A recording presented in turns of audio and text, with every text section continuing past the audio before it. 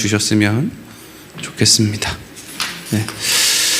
오늘 하나님께서 주시는 말씀 보도록 하겠습니다.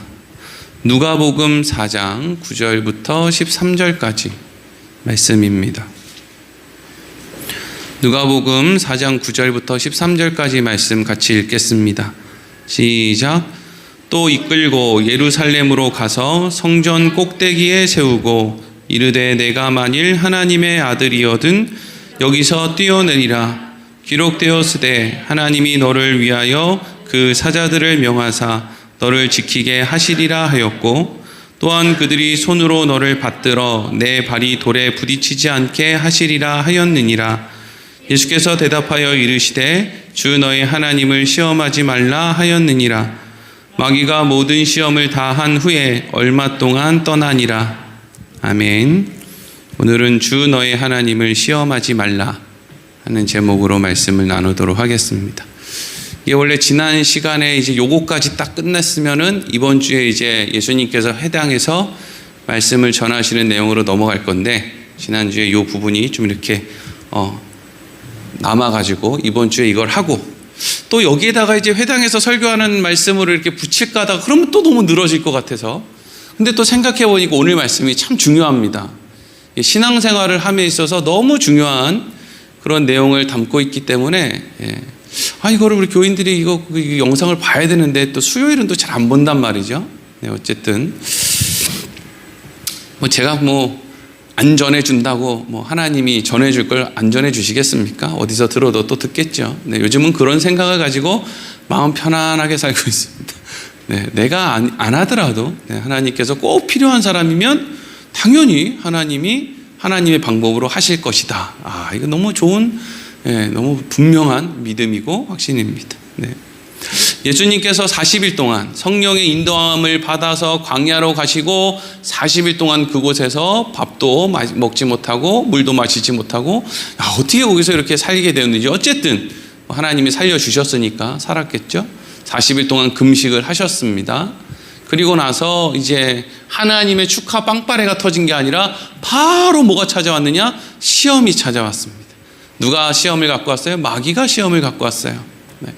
이건 마귀가 무슨 특별한 능력이 있어가지고 하나님의 아들인 예수님을 시험하는 그런 어떤 역량을 발휘한 게 아니고요. 하나님이 허락하셨기 때문에 가능한 겁니다. 마귀는 절대로 하나님을 이제 배제한 상태에서 본인이 어떤 역할을 혼자 하는 법은 없습니다. 감이 안 됩니다. 능력이 없어요. 어떻게 지까짓게 와가지고 예수님한테 그렇게 시험을 할 수가 있겠습니까? 하나님이 허락하셨기 때문에 할 수 있는 거죠. 하나님이 허락하셨기 때문에 사탄이 마귀가 욥도 시험할 수 있었고 하나님이 허락하셨기 때문에 마귀가 이제 예수님도 시험할 수 있는 거예요. 그러니까 하나님을 무서워해야지 마귀를 무서워하면 안 돼요. 네. 이거 제가 강조하는 이유가 있습니다. 희한하게 사람들 중에 그리스도인들 중에 하나님은 안 무서워하고 마귀를 무서워하는 사람들이 있어요. 이게 말도 안 되는 짓이에요. 하나님을 무서워하고 마귀를 안 무서워해야지. 네, 그렇죠? 너무나 뻔하고 당연한 이야기인데 안 그런 사람들 지금 막 머리 떠오르지 않습니까? 막 하나님보다 마귀를 더 무서워하는 사람들 꼭 있어요. 신앙생활 하다 보면 희한한 사람들이 있습니다. 네. 마귀가 와서 이제 첫 번째, 두 번째, 세 번째 이렇게 세 가지 시험을 했는데 첫 번째는 돌을 떡으로 만들어라. 두 번째는 높은 곳에 데리고 가서 나한테 절하면 다 줄게.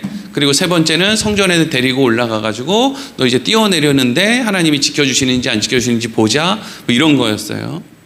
이게 사실 마태복음에도 이제 같은 내용의 말씀이 있죠. 예수님께서 광야에서 금식하신 이후에 사탄이 와가지고 예수님을 이제 시험하는 장면이 마태복음 4장에도 나오거든요. 누가복음 4장에도 나오지만 근데 뭐가 조금 다르느냐? 두 번째, 세 번째 순서가 조금 다르다고 했죠. 근데 이제 어떤 게 맞느냐? 이게 언뜻 생각하면 이런 식으로 생각할 수 있거든요. 꼭 마태복음이 맞는 것처럼 보여요. 왜냐하면 뭔가 더 이렇게 커 보인단 말이죠. 그러니까 처음에는 이제 돌을 떡으로 만들으라는 게 조금 조그맣고 그 다음에 높은 데서 뛰어내리면 안전하게 해줄게 이게 조금 더 크고 그리고 맨 마지막에는 이제 나한테 절하면 세계 만국의 모든 것을 다 줄게 이렇게 하니까 이게 좀 이렇게 더 이게 이 다음 단계가 더 크게 느껴지니까 이제 마태복음을 기록한 마태는 그 유대인들에게 그런 식으로 기록한 것 같은데, 여러분 실상 말씀을 이제 어느 정도 이해하고 나서 이 말씀을 보면 사실 천하만국을 너에게 줄게, 나한테 절해 라고 하는 그것보다 신앙생활에 있어서 훨씬 더 어려운 게 뭐냐면 이 마지막 성전에서 뛰어내려라, 그러면 하나님이 널 안전하게 지켜주실 것이다. 이게 훨씬 더 신앙생활에 있어서는 큰 문제라는 걸 알게 돼요. 네. 그럼 이게 왜 큰 문제인가? 그리고 요한 1서 2장 16절을 보면 이제 요한이 이런 내용의 기록을 했어요. 우리 한번 같이 읽어보겠습니다. 시작. 이는 세상에 있는 모든 것이 육신의 정욕과 안목의 정욕과 이생의 자랑이니 다 아버지께로부터 온 것이 아니요 세상으로부터 온 것이라. 아멘. 사실 예수님이 마귀한테 그 세 가지 시험을 어떤 순서로 받으셨는지 사실 너 100% 정확하게 알아 이러면 사실 몰라요. 네. 모르죠. 사실은 그냥 우리가 그냥 세 가지의 시험을 당하셨는데 이제 마태복음하고 누가복음하고 다르다 요 정도는 알지만 뭐가 확실해 이거는 잘 몰라요. 하지만 요한이 기록한 이 세상으로부터 오는 이 유혹들, 세상의 그 사단으로부터 우리에게 주어지는 그 우리를 미혹하는 것들을 이렇게 이제 정리해 놓은 거를 보면 어떤 순서로 돼 있냐면, 첫 번째가 육신의 정욕이에요. 그래서 배고플 때 먹는 거, 자고 싶을 때 눕는 거, 화날 때 막 욕하는 거, 이게 이제 육신의 정욕이에요. 이게 돌을 떡으로 만들으라는 것과 연결이 되죠. 그리고 안목의 정욕이라는 건 뭐예요? 보는 걸 갖고 싶은 거예요. 보는 걸 갖고 싶은 거. 세계 만국의 모든 것을 마귀가 보여주죠. 높은 곳에 데리고 가서. 그래서 보고 욕심이 나니까 그걸 갖고 싶으면 마귀한테 절하는 거예요. 이게 안목의 정욕이죠. 순서대로 보면 꼭 그렇다는 건 아니지만. 근데 세 번째가 뭐예요? 이생의 자랑이라고 돼 있죠. 이생의 자랑이 그럼 뭐랑 꼭 연결될 것 같아요? 성전에서 뛰어내려라. 그러면 너 하나님이 안전하게 지켜줄 거 아니냐. 이게 신앙생활에 있어서 뭐랑 연결되는 유혹이냐면 이생의 자랑이랑 연결이 된다고. 이제 그 순서로 이렇게 또 생각을 해보면 누가복음이 더 순서가 맞지 않겠나. 이제 요한 1서 말씀이랑도 잘 연결이 되고, 그래서 신학을 연구하는 신학자들은 누가복음의 순서가 더 옳고 순서상으로는, 그리고 마태복음을 기록한 마태는 특별히 유대인들에게 어떤 메시지를 전하기 위해서 그 순서를 조금 바꿨다. 이렇게 이제 대부분 신학자들이 그렇게 생각을 합니다. 물론 네. 대부분은 그냥 아무 생각 없이 그냥 읽죠. 어이구, 두 번째하고 세 번째하고 틀렸어? 어이구야, 이게 마태복음에 있네, 누가복음에도 있네. 야, 나 신앙생활 30년 했는데 누가복음에 이거 있는 거 처음 봤네. 이게 뭔 일인지. 오늘부터 뭐 하고 넘어가려고 했는데 까먹었네. 이거 하려고 그랬어요. 이거 뭐 수요일에 좀 편안하니까. 자, 여러분 저 좀 따라해 보세요. 제가 이거 설교 시작하기 전에 올 한 해는 내가 이거 꼭 할 거예요. 그러니까 이거 외우셔야 돼. 자, 제가 이야기하면 여러분 따라하세요. 성경은 영혼의 양식이다. 기도는 영혼의 호흡이다. 그러니까 빼고. 네, 그러니까 빼고. 성경 읽기와 기도 생활에 최선을 다합시다. 네, 올 한 해는 이걸 모든 설교, 새벽 기도 빼고, 새벽 기도는 안 그래도 짧은데 제가 설교를 너무 길게 해가지고요. 이것까지 넣으면 너무 길어지니까 수요일하고 주일에는 이거를 반드시 앞에 넣고 설교를 할 거예요. 네. 자꾸 저보고 목사님 왜 교인들한테 성경 읽으라는 이야기를 안 하시냐고 저를 자꾸 이렇게 재촉하시는 분이 계신데, 성경 좀 읽으세요. 얼마나 성경을 안 읽으면 목사한테 성경 읽으라고 얘기 좀 하라고 자꾸 저한테 이렇게 이야기를 하시겠어요? 누군지는 이야기하지 않겠습니다. 아니 근데 누군지가 뭐 중요해요. 성경 읽으면 당연한 거지. 근데 여러분, 이 목사가 꼭 성경 읽으라고 해야 됩니까? 목사님의 이미지를 떠올리면 기도해야지, 성경 읽어야지, 전도해야지, 이거는 뭐 그냥 자연스럽게 따라오는 거 아니에요? 무슨 목사가 성경 읽으라고 하는 게 웃긴 거지. 엄마가 공부하라고 하는 게 당연한 거지. 아니지. 엄마는 밥 먹으라고 하는 게 당연한 거지. 선생님은 공부하라고 하는 게 당연한 거지. 뭐 선생님이 공부하라고 해야 공부하고 뭐 엄마가 밥 먹으라 그래야 밥 먹습니까? 목사가 당연히 기도하라고 하고 당연히 성경 읽으라고 하는 거지. 하지만 올 한 해는 제가 주구장창 이야기할 테니까 여러분들은 그걸 목사님 누가 그랬길래 이렇게 주구장창 하나 하지 마시고, 올해는 하나님이 특별히 나에게 너 성경 좀 읽어. 성경 좀 제발 좀 성경 좀 읽어라. 네 자식들한테만 성경 읽으라고 하지 말고 너 좀 읽어. 너 좀 이라고 하나님이 나한테 말씀하시는구나. 너 기도 좀 해. 기도 좀. 교인들한테 기도 좀 하라 그러지 말고 너 좀 기도 좀 해라고 하나님이 저에게 말씀하시는구나 라고 생각하는, 아주 이런 것을 세상의 말로 개떡같이 얘기를 해도 찰떡같이 알아듣는다.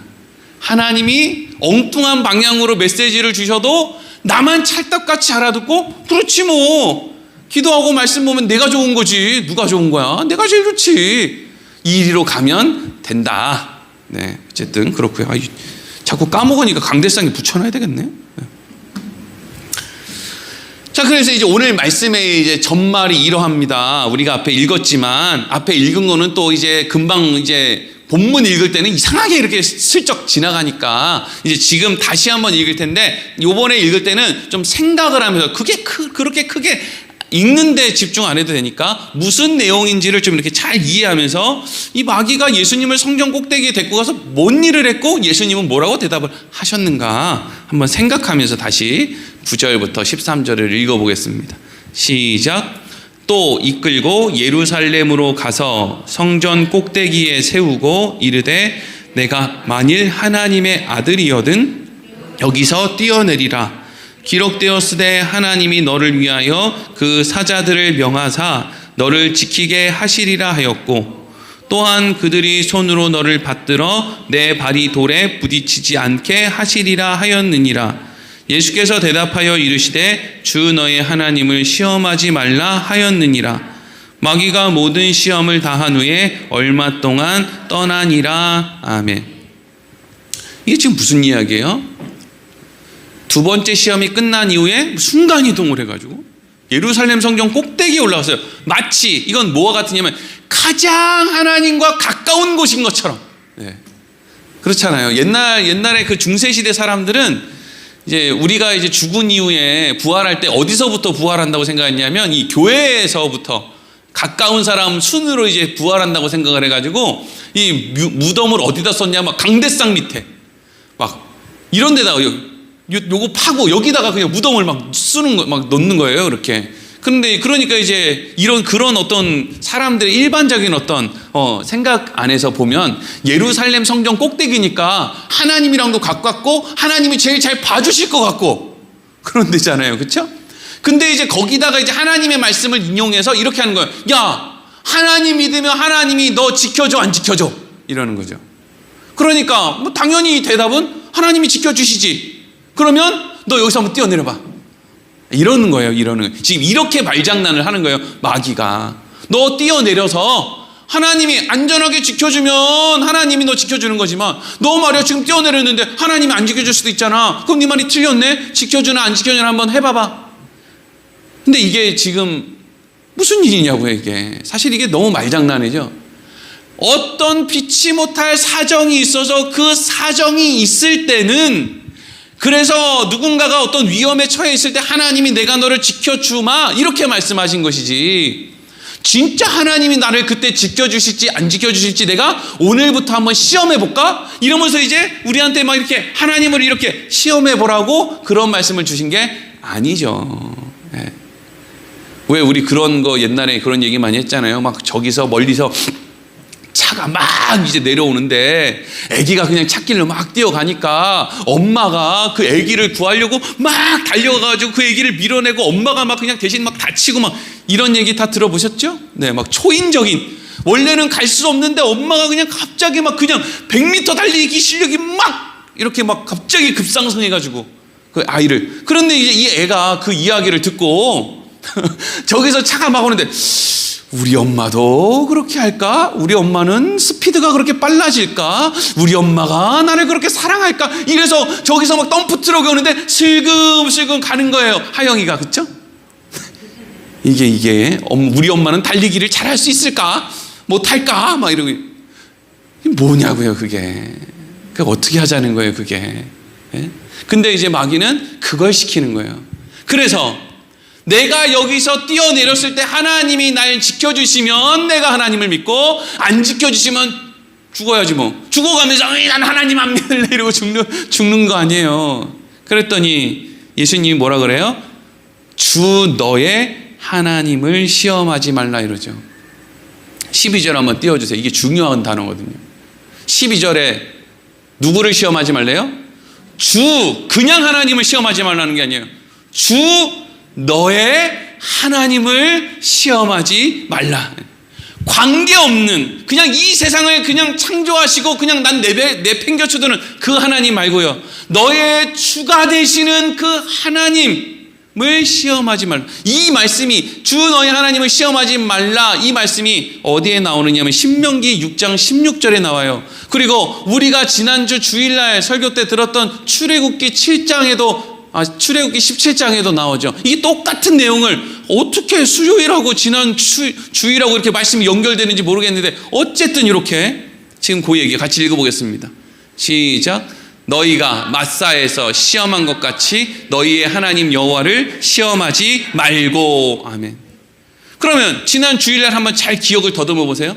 이스라엘 백성들이 출애굽한 이후에 여차저차해서 신광야에서 먹을 거 없다고 불평하다가 먹을 건 하나님이 주신 이후에, 그리고 나서 이스라엘 백성들이 어디에 도착했죠? 르비딤. 네.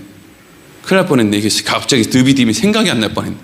르비딤에 도착을 했는데 물이 없으니까 이스라엘 백성들이 그전에는 그냥 불평만 했는데 이번에는 완전히 화를 내면서 모세를 막 돌로 쳐서 죽이려고까지 했다 그랬죠. 이전과 지금이 무슨 차이라고 했습니까? 자기들에게 종교적인 열심이 있었는데 왜 하나님이 우리에게 이런 결핍의 문제를 주느냐 이거거든요.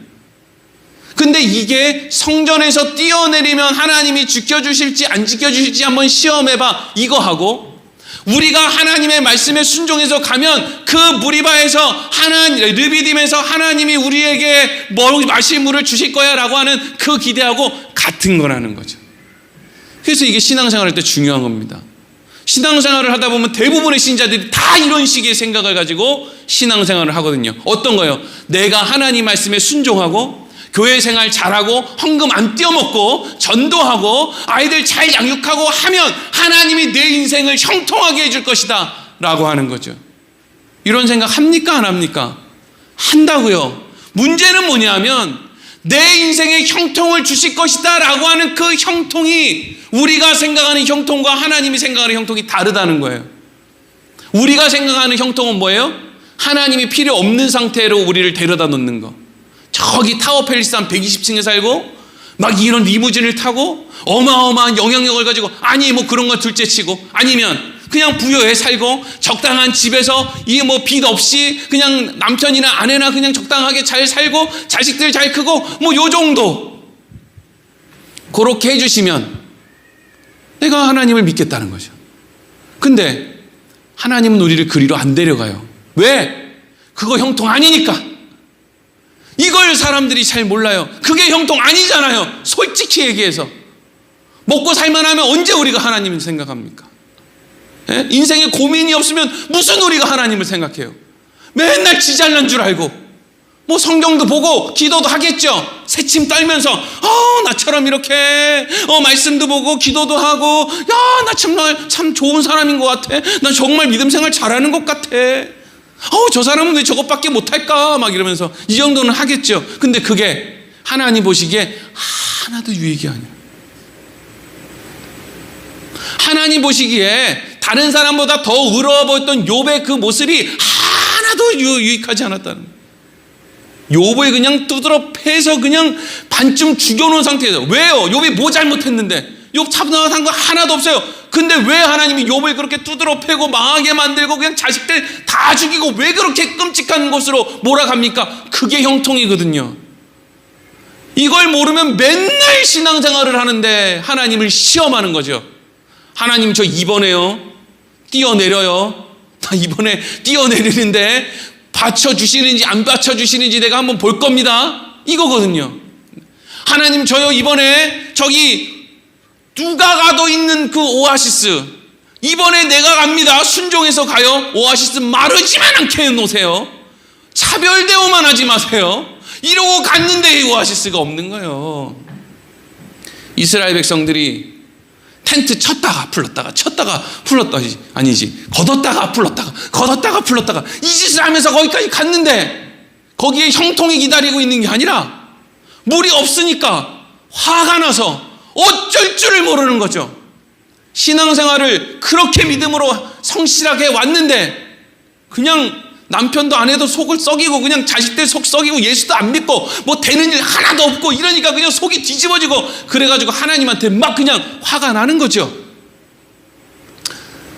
여러분, 대부분 우리는 신앙생활을 어떤 식으로 하길 원하느냐 하면 제가 몇 가지 그냥 뭐 수요일 날 그냥 재미나게 들으시라고 제가 몇 가지 이야기를 좀 해드려 볼게요. 일종의 간증이에요. 제가 한 20년쯤 전에 이제 군대를 막 제대하고 그때 한창 그때 제가 소속되어 있던 감리교단 안에서 뭐가 유행이었냐면 성령 세례. 지금은 근처에도 안 가지만 성령 세례. 그래서 그 성령 세례, 성령이 임재하면 무슨 일이 일어났을까요? 입에 있는 아말감이 금으로 변하는 사건. 그런 사건이 비일비재하게 일어났습니다. 그래가지고 무슨 웨슬레 신앙 집회하면 그거 하는 그 강사 목사를 불러다가 뭐 계속 그 계속 듣고 있으면 아주 그냥 정신이 돌아버릴 것 같은 계속 반복되는 찬양을 하나 틀어놓고 계속 돌아다니면서 그냥 그런 거를 여러분들은 특히 우리 애들은 죽을 때까지 경험하지 않아도 된다는 게 너무 감사한 일이에요. 막 돌아다니면 그냥 강사가 머리를 쓱 밀면 이 사람이 이러면서 막 쓰러지고 막 왜냐 쓰러져야 영적으로 보이니까. 원래는 안 쓰러질 건데 막 이렇게 나 아무 느낌이 없는데 이렇게 해야 되는데 그러면 혹시라도 강사 목사님 상처받을까 봐 우리 동방 예의지국이니까 밀면 넘어가지고 그랬어요. 아니 근데 그때 제가 막 찬양 인도도 하고 그랬다고요. 그 선봉에서 찬양 인도도 하고 막 이랬어요. 근데 이제 제가 무슨 기도를 했냐면 하나님 저도요. 아니 근데 그때 하나님을 안 믿는 게 아니었고 하나님을 믿고 신학교까지 간 사람이었잖아요. 그리고 전도사고 앞에서 찬양 인도를 하는데도 거기서 막 사람들이 다 막 쓰러지고 그 이가 막 금리로 변하는 막 그런 막 역사적인 현상이 막 일어나니까 저도 뭐라고 하나님 앞에 기도했을까요? 하나님 저도요. 저 입안에 아말감 겁나게 많아요. 저 입안이 거의 뭐 그냥 지금은 금이에요. 지금은 금인데 그때는 미처 아직 다 금으로 바뀌지 않아서 아내가 이제 아말감이었어요. 그러니까 하나님 저도 좀 보여주세요. 저도 보고 믿고 싶어요. 저도 금리로 바꿔주세요. 그러면 저 진짜 하나님 잘 믿을 수 있어요. 이게 좀 웃기는 얘기잖아요. 하나님을 잘 믿으니까 하나님 잘 믿게 해주셔서 감사합니다라고 하는 어떤 그런 고백으로 지금 신학교에 왔는데 거기 가서 하나님 저 진짜 더 잘 믿을 수 있어요. 저도 입안에 있는 그것 좀 바꿔주세요. 아니 근데 암만 기도를 해도 찬양을 그렇게 간절하게 하고 말이죠. 막 울고불고 막 별걸 다 해도 내 것만 안 변해. 내 것만 앞만 봐도 시꺼매. 앞만 봐도 그 아말감 그 부패한 그 아말감 썩을랑말랑하는 그 아말감이에요. 에이 난 안 되는구나. 그리고 나서 이제 며칠 있다가 그 이야기를 우리 그 중고등부 선생님한테 해줬죠. 선생님 제가요 이만저만 해가지고 정말 간절히 기도했는데 선생님은 혹시 변하셨나요? 그러니까 그분이 저한테 저는 건치라서 아말감이 없습니다.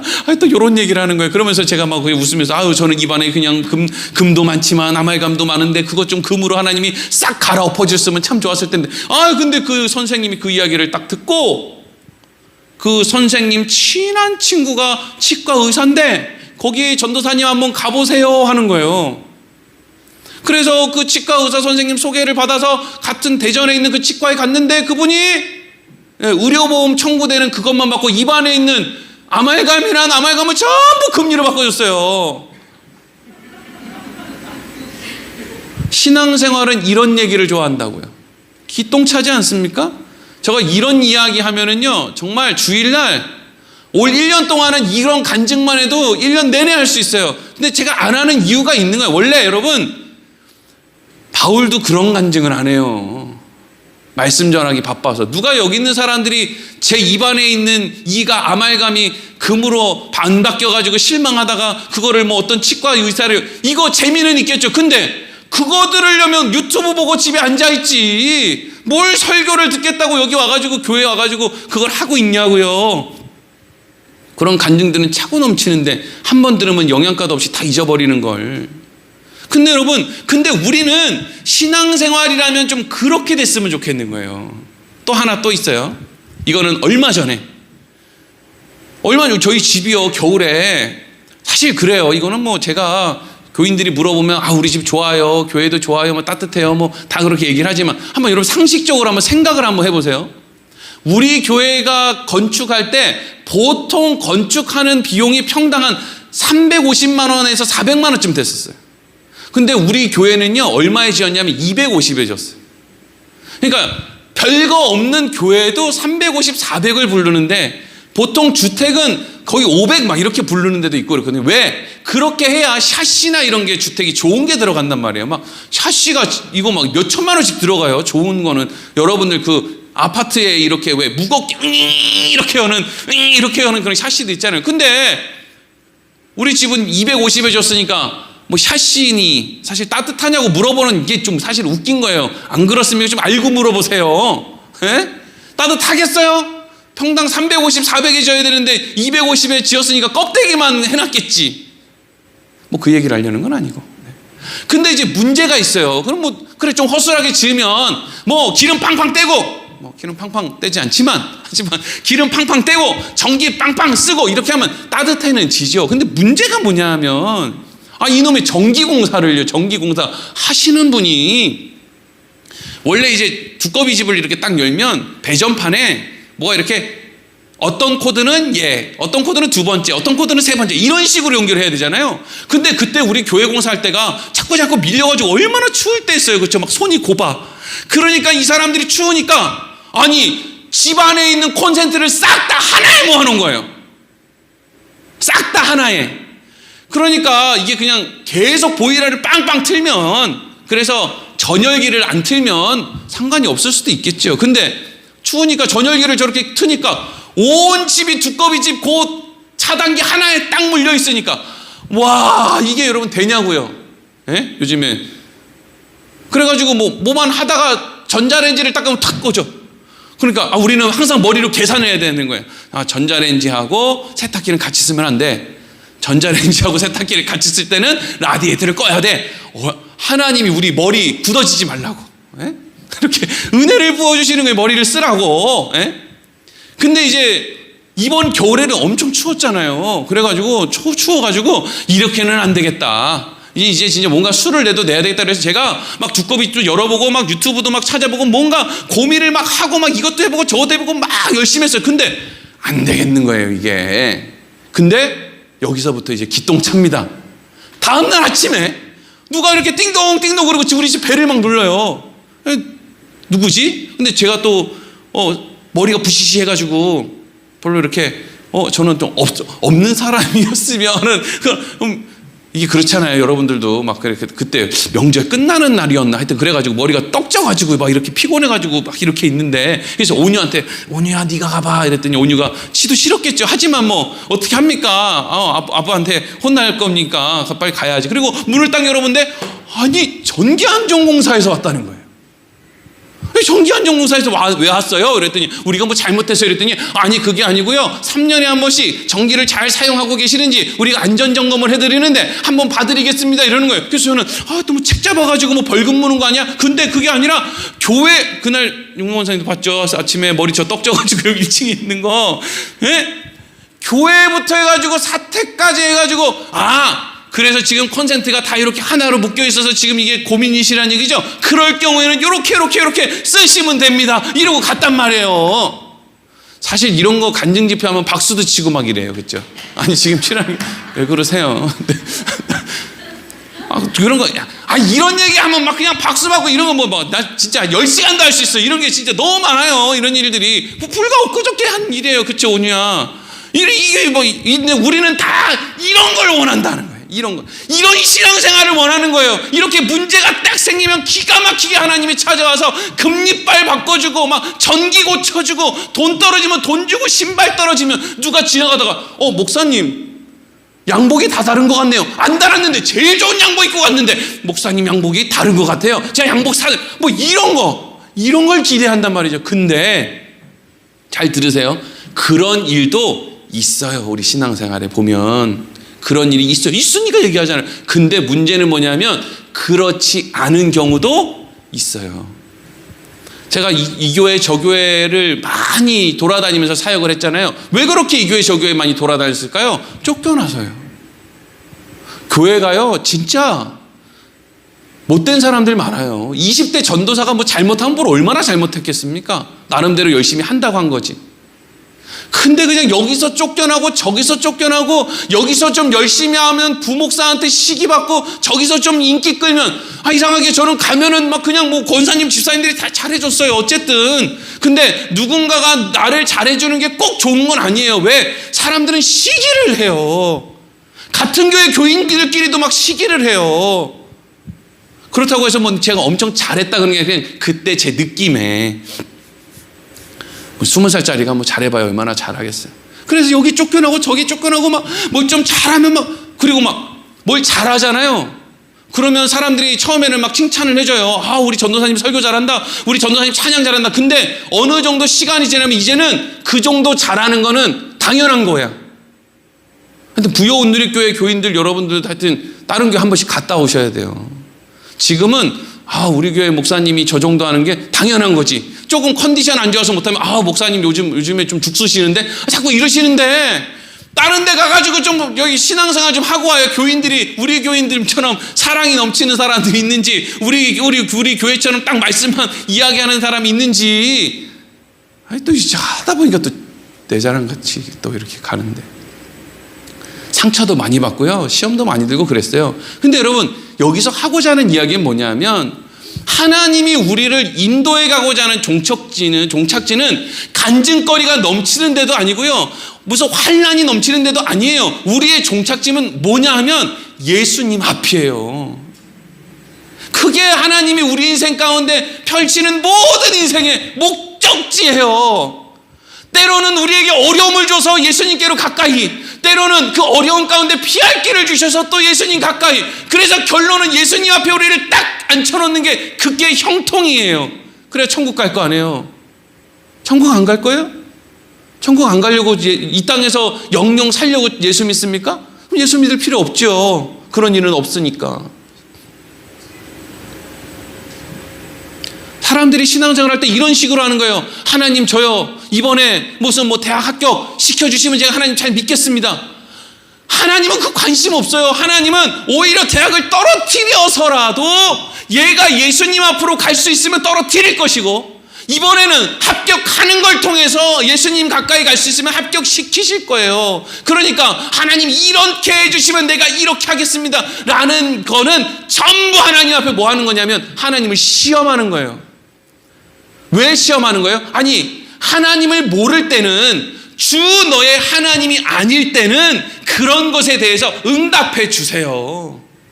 부르짖으니까, 출애굽할 때 이스라엘 백성들이 하나님도 뭣도 모르면서 그냥 부르짖으니까 하나님이 모세 보내주잖아요. 예? 뭣도 모를 때는. 근데 이제는 주 하나님이라는 걸 알잖아요. 이제는 건넜잖아요. 홍해 건넜잖아요. 만남의 추락이 오늘 만나 그날 아침에 먹었잖아요. 그러면 이제는 시험하지 말아야지. 아직도 하나님 이번에요 요것만 해결해 주시면요, 이번에요 이번에 무슨 아파트가 어떻게 됐는데 요것만 좀 잘 처리해 주시면요, 금리가 좀 떨어지게 해주시면 하나님 그러면 제가 믿을게요. 아니 그 말 어떻게 하려고 그 말 책임도 못 지면서 자꾸 그렇게 내뱉는 거예요. 살아보니까, 여러분도 그렇잖아요. 살아보니까 요것만 해결해 주시면 이렇게 하겠습니다라고 한 거 지켜집니까? 안 지켜집니까? 하나님이 반드시 그거 못 지키게 해요.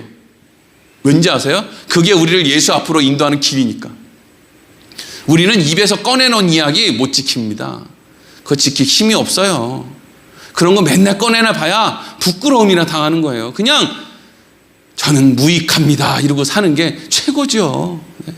그러니까 여러분, 돌을 떡으로 만들어라. 아니, 나 돌을 떡으로 만들어서 먹지 않겠어. 왜? 나는 먹는 것보다 더 중요한 게 있어. 이걸 이긴 거예요. 우리도 신앙생활 할 때 먹는 것보다 더 중요한 게 있어. 이걸 가지고 사는 게 마귀의 시험을 이기는 거죠. 두 번째, 눈에 보이는 거 다 넣어줄게. 근데 우리는 어떻게 하는 거예요? 아니, 필요 없어. 눈에 보이는 거 다 내가 가져도 나 만족할 수가 없어. 여러분, 옛날보다 지금 충분히 잘 사는데 충분히 행복하세요? 제가 오늘 저녁 먹으면서 집사람한테 그런 얘기를 했어요. 내가 결혼하고 애 낳고 목사가 되고 뭐 이렇게 하지 않았으면 그냥 예수도 모르고 그냥 그렇게 이제 그냥 한 사람으로 살았으면 그냥 제 친구들 중에 아직도 결혼 안 한 애들 있거든요. 애들이라고 하니까 좀 웃기네. 결혼 안 한 장년들이 있습니다. 내가 그렇게 살았으면 그냥 뭐 재밌는 거나 하다가 뭐 하고 싶은 거 하며 살다가 뭐 좋은 차도 타보고 이것저것 재밌는 것도 하다가 근데 지금쯤에는 별로 재미가 없어서 죽었을지도 모르겠는데 문득 그런 생각이 나서 집사람한테 그런 얘기를 툭 했어요. 내가 애들도 없고 결혼도 안 하고 예수도 안 믿고 뭐 이런 것들이 지금 내가 있는 현상이 이게 아니었으면, 왜냐하면 제가 때로는 감성이 되게 예민하거든요. 우리 집 애들은 감성이 별로 안 예민해요. 다 직업마다 닮아가지고. 그래서 제가 집에서 이렇게 조용한 음악을 이렇게 틀고 이렇게 뭔가 이렇게 사색에 잠겨 있으면 이해하는 애가 없어. 또 이상하게 여기로 가는데. 여러분, 만족이라는 거, 행복이라는 거, 그게 내가 뭔가를 소유한다고 생기는 게 아니잖아요. 그렇지 않습니까? 내 눈에 보이는 그 어떤 걸 내가 소유한다고. 제가 지금 부여 온누리교회 여기 목사가 지금 포르쉐를 타고 막 부여를 맨날 돌아다녀. 근데 뭐 사람들이 뭐 욕도 안 해. 그냥 뭐 그런 생각이 없어. 그냥 그러면 제가 너무 행복할까? 택도 없는 얘기. 안 행복해요. 그거 해봐야. 그때 그냥 그런 생각만 드는 거죠. 이거 해봐야 안 행복하네. 예수님이 뭐라 그래요? 마귀가 너 나한테 절하면 이거 다 줄게. 야, 그거 다 가져도 안 행복한 거 알아 임마. 이거잖아요, 예수님 얘기가. 네? 너 여기서 뛰어내려봐. 하나님이 너 지켜줄 거 아니야. 주 너의 하나님을 왜 시험하니? 이미 나에게 하나님이 어떤 분인지를 가르쳐 주셔서 내가 이미 주 나의 하나님이라고 고백을 하고 있는데 뭘 더 시험을 해? 뭘 더 확인을 해? 여러분, 가까운 사이일수록 확인하는 게 아니에요. 사랑하는 사이일수록 뭘 자꾸 확인을 해요. 물론 뭐 요즘에는 TV에서 뭐 남편이나 아내나 서로 몇 번씩 확인을 하세요. 뭐 이렇게 이야기는 하지만, 아니 그렇다고 해서 뭐 확인 안 하면 부모 자식이 사랑 안 하는 겁니까? 아까처럼 내가 찾길에 뛰어들면 우리 엄마가 날 구할지 안 구할지 그걸 좀 확인 좀 해봐야 되는데 이걸 해봐야 되냐고요. 이거 안 해도 내가 믿는다는 거죠. 근데 자, 이제 한 7분 남았는데 지금부터 또 중요한 얘기가 있어요. 자꾸 제 얘기하느라 오늘 시간을 많이 써가지고 중요한 얘기가 이렇게 또 긴박하게 돌아가는데, 네. 여러분, 대부분의 사람들, 대부분 유대인들, 또 이 시대의 기독교인들은 다 뭐 때문에 예수를 믿었냐면 요 세 개 때문에 믿은 거예요. 요 세 개. 육신의 정욕, 안목의 정욕, 이생의 자랑. 요거를 얻게 해줄 대상으로 예수를 믿어요. 우리가 왜 그렇게 새벽에 나와서 사람들이 열심히 기도해요? 이 세 개 달라는 거예요. 그래서 맨날 하는 게 뭐예요? 하나님, 저요 예수 믿는 사람으로서 세상 사람들한테 부끄러움 당하지 않게 해주세요. 이러고 기도한다고요. 부끄러움 좀 당하면 왜? 사도 바울은 부끄러움 당하다 못해 죽었는데, 사도 바울은, 우리는 사도 바울이 기록한 글을 성경이라고 아멘 아멘 하면서 읽으면서 사도 바울처럼 살면 부끄럽다는 거예요. 그래서 우리가 세상에서 이생의 자랑질하고 살고 싶다는 거예요. 그게 신앙생활의 목적이라는 거예요.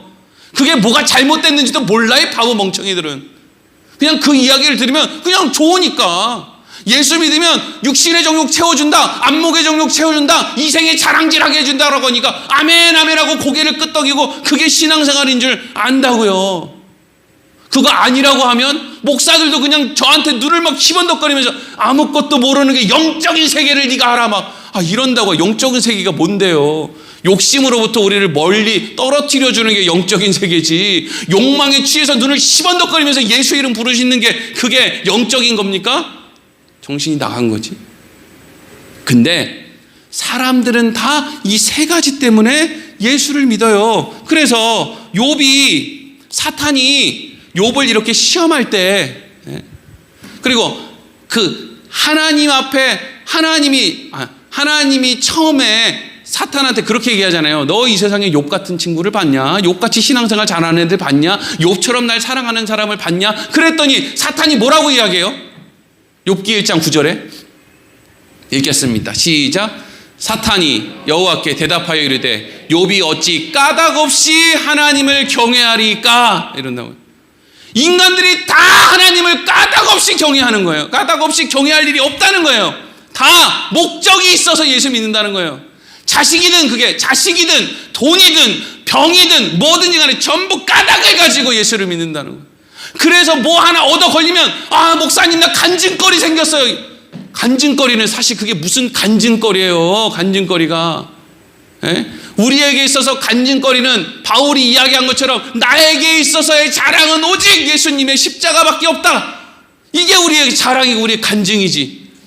뭐 입안에 있는 근무 바뀌면 박수치고 막 청기공사에서 나왔다고 막 박수치고 막 그냥 그 뭐 그렇게 됐다고. 예수님 십자가 말고 자랑할 게 없다고 바울이 그러고 죽었는데 우리는 뭐 신앙생활 뭐에 그렇게 자랑할 게 많아서.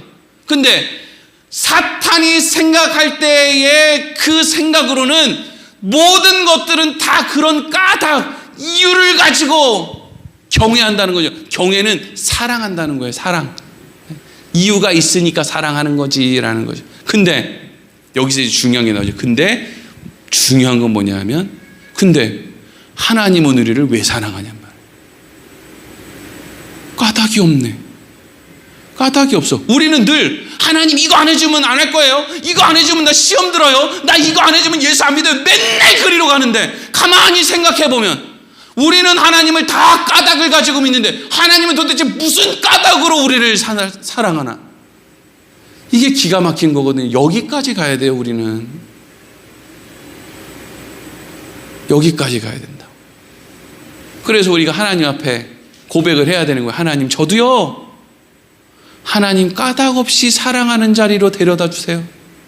천국이에요. 까닭 없이 하나님 사랑하는 거. 까닭 없는 거. 그게 중요한 거잖아요. 거기까지 가는 거거든요. 신앙생활은.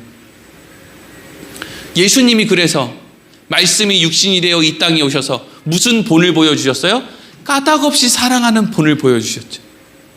이 베드로 이놈의 자식이 내 눈에서 보이는 데서 날 3번이나 부인하고 저주하고 맹세를 막 퍼붓는데 도대체 그냥 멱살을 잡고 말이죠. 그냥 그렇게는 안 된다고 그냥 예수님이 무슨 뭐 힘이 있었겠어요? 빼짝 말라가지고. 근데 그냥 덩치 좋은 베드로가 막 이렇게 잡아 흔들으니까 예수님이 얼마나 창피했겠어요. 몸이 이렇게 막 이렇게 이런 싸가지 없는 너 어디 예수님을 그렇게.